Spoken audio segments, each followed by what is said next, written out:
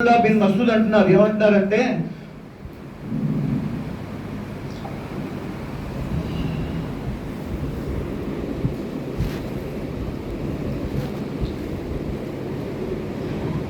మూడు సందర్భాలు ఉన్నాయి. ఆ మూడు సందర్భంలో మీ మనస్సును ఆత్మప్రక్షాళన చేసుకోండి.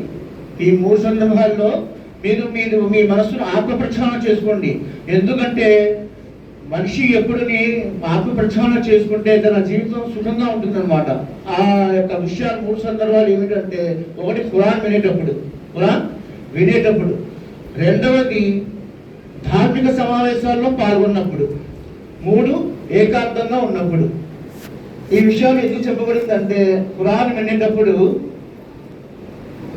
సూర్య ఆరాఫ్లో అంటున్నారు 204 అల్లా మీ ముందు ఖురాన్ పఠిస్తూ ఉన్నప్పుడు మీరు శ్రద్ధగా వినండి, మౌనంగా ఉండండి, బహుశా మీరు కరుణించబడవచ్చేమో అంటారన్నమాట. ఖురాన్ జరిగేటప్పుడు మనం ధార్మిక సమావేశంలో పాల్గొనేటప్పుడు ఎప్పుడు మౌనంగా ఉండాలా, నిశ్శబ్దంగా ఉండాలా, ఏ సౌండ్ కూడా చేయదు. గప్చిగా అప్పుడు వచ్చేవాళ్ళు కూడా సలాం కూడా చేయలేదు, నిశ్శబ్దంగా వచ్చి ఈ సమావేశాల్లో కూర్చోవాలి. అది పద్ధతి అనమాట.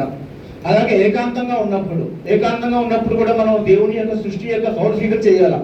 ఈ భూమి ఆకాశాల నిర్మాణం, మన ఉనికి ఎలా జరిగింది, ఈ సృష్టిలో మనం ఎందుకు వచ్చాము, మన ఉనికి కారణం ఏమిటి, ఇవన్నీ మనం తెలుసుకోవాలి, ఆలోచించాలన్నమాట. ఇన్ని జీవరాశులు ఉన్నాయి. ఆ జీవరాశులకి మనకు కోరిక ఏమిటి, అవి కూడా సంభోగం చేస్తున్నాయి, పిల్లల్ని కంటున్నాయి, చనిపోతున్నాయి. అయితే మనం మన జీవితానికి అర్థం ఉంది. అష్రఫల్ మఖ్లూకాత్ అన్నాడు అల్లా, ఉత్కృష్టమైన జీవి మీరు. కాబట్టి మీ యొక్క జీవితానికి అర్థం ఉంది. అర్థాన్ని బట్టి మీరు యొక్క జీవితాన్ని ప్రయోజనం చేసుకోవాలి.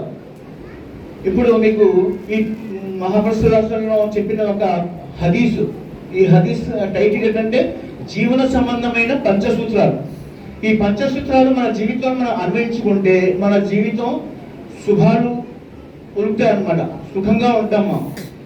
ఒకసారి మహాప్రస్థురాష్ట్రంలో ఒక సమావేశంలో కూర్చుని తన సహచరులను ఉద్దేశించి అన్నారన్నమాట, నేను చెప్పే ఈ విషయాలను, ఈ వాక్కులను ఎవరైతే వింటారు, విని తర్వాత ప్రచారం చేస్తారు, చెప్పండి మీరు ఎవరైనా ఉన్నారంటే అక్కడ అబూ హురైరా గారు ఉన్నారు. ఓ ప్రొఫెసర్ సల్లాహు మీ విషయాన్ని నేను వింటాను, తర్వాత ప్రచారం కూడా చేస్తాను, చెప్పండి అన్నారు. అప్పుడు మహాప్రస్థులు ఆయన యొక్క చేతిని పట్టుకొని ఈ 5 విషయాలు చెప్పారు. ఆ 5 విషయాలు ఏది, ఒక్కొక్కటి జాగ్రత్తగా ఉండండి. ఇది ఉర్దూ యొక్క షేర్, ఇది ఉర్దూ యొక్క హదీసు. నేను తెలుగులో ట్రాన్స్లేషన్ చేయడం జరిగింది. ఉర్దూ కూడా చెప్తాను, తెలుగు కూడా చెప్తాను. ఫస్ట్, అల్లాహ్ కే నాఫర్మానీ సే బచో, సబ్సే బడా ఆబిద్ హో జాओगे. దీని తెలుగు ట్రాన్స్లేషన్ అంటే హరాంకు దూరంగా ఉండండి, మీరు అందరికంటే గొప్ప భక్తిపరుడు అవుతారు. 2, जितनी रोजी तुम्हारे लिए मुकद्दर में लिखा है उसमें राजी मुतमईन हो जाओ, तुम सबसे बड़े ज्यादा गनी आदमी बन जाओगे. అల్లాహ్ నీ నుసుట రాసిన దాన్ని సంతృప్తి పడు, అందరిలో కల్లా గని ఆత్మసంతృప్తి గల వాడు అవుతావు. 3, अपने पड़ोसी से अच्छा सुलूक करो, अपना पड़ोसी से अच्छा सुलूक करो. నీ పొరుగువాని ఎడల సద్బుద్ధితో మంచిగా మెలుగు. ఇలా చేస్తే నువ్వు మోమిన్ అవుతావు, విశ్వాసి. तुम जो कुछ अपने लिए पसंद करोगे वही दूसरों के लिए भी पसंद करो. ఇతరులు నీ ఎడల ఏ వైఖరిని అవలంబించాలని కోరుకుంటున్నావు అదే వైఖరి నువ్వు కూడా ఇతరుల ఎడల ప్రదర్శించు, నీవు నిజమైన ముస్లిం అవుతావు. ज्यादा ना हंसो, ज्यादा हंसने से इंसान का दिल मुर्दा हो जाता है. ज्यादा ना हंसो, ज्यादा हंसने से इंसान का दिल मुर्दा हो जाता है. అధికంగా నవ్వకు, దీనివల్ల నీ హృదయం నిర్జీవమైపోతుంది.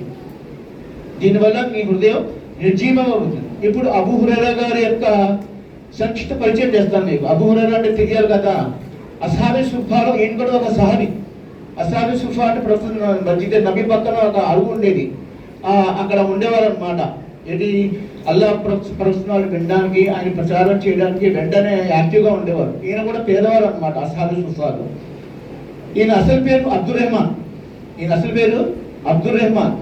ఈ అబూ హురైరా ఎందుకు వచ్చిందంటే ఆయన పిల్లుల్ని పెంచేవారు,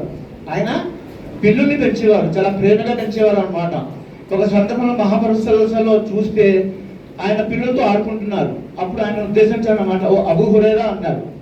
ఈ పేరు ఆయనకి ఎంతగా నచ్చిందంటే అదే పేరు ప్రాచుర్యంలో పొందిందన్నమాట, ప్రసిద్ధి చెందారు. ఆ పేరునే పిలవాలని ఆయన కోరుకున్నారు అన్నమాట. అంత నచ్చేసింది ఆయనకి అబూ హురైరా అంటే పిల్లుల తండ్రి అని.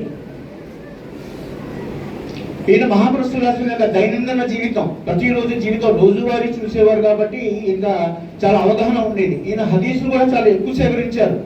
వేరే సహవాల మీద ఈయన హదీసులు సేకరించి 5374 హదీసులు సేకరించారు. తర్వాత వేరే వేరే ఆయిషా వారు ఉన్నారు, వాళ్ళందరూ అనుకోండి లైన్గా. ఈయన ఎక్కువ హదీసులు, ఈయన హదీసులు కూడా చాలా ఎక్కువగా ఉంటాయి. అప్పటికి ఈయన తల్లి ఇస్లాం స్వీకరించలేదు. ఆవిడ ఇస్లాంని ద్వేషించేది అనమాట. అయినా మహాపురుషుల ఆయన దగ్గరికి ఒకసారి వెళ్ళి ఆవిడ తల్లి గురించి ఫిర్యాదు చేయలేదు. మా అమ్మగారికి సన్మార్గం చూపమని, రుజుమార్గం చూపించమని అల్లాను ప్రార్థించాను. మహాపురుషుల వెంటనే 2 చేతులు ఎత్తి అల్లాను ప్రార్థించాను అనమాట. ఆయన సంతోషంలో ఉండబెట్టగా ఇంటికి వెళ్ళిపోయారు. ఈయన వెళ్ళకముందే ఈయన దువా వెళ్ళిపోయింది. ఈయన వెళ్ళకముందే ఇంట్లో దువా ప్రవేశించింది. అక్కడ ఇంటికి వెళ్ళి తలుపు తట్టే వారి తల్లిగారు స్నానం చేస్తున్నారు. ఉండమ్మా ఉండు వస్తాను నేను అని తలుపు తీసి వచ్చారు స్నానం చేసేసి. అప్పుడు అన్నారు, కల్మా పఠిస్తాను, కల్మా పలుకు చెప్పన్నారు. ఆయన అల్హమ్దులిల్లా అన్నారు. ఆ కల్మా చదివి ఆవిడ ఇస్లాంని స్వీకరించింది అనమాట. ఈయన యొక్క సంక్షిప్త పరిచయం అబూ హురైరా. ఇన్షాల్లాహ్ ఇప్పుడు ఈ హదీస్ వివరాలు ముందు పెడతాను.